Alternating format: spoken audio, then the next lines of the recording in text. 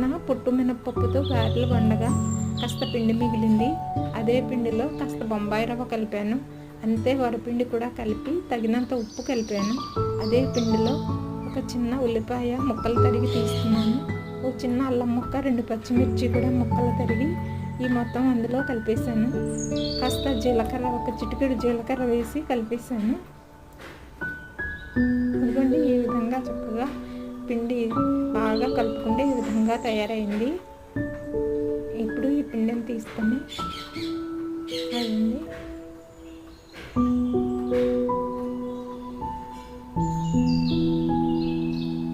ఇప్పుడు నూనె కాగిన తర్వాత కాస్త పిండి తీసుకొని పాన్లో పైన నూనె పైన ఈ పిండి వేసి అలా ఒత్తుకొని కాస్త మధ్యలో కన్నం పెట్టి కాస్త నూనె వేసుకుంటే చుట్టూతో మధ్యలో కూడా బాగా వేగి చక్కగా కాలింది క్రిస్పీగా.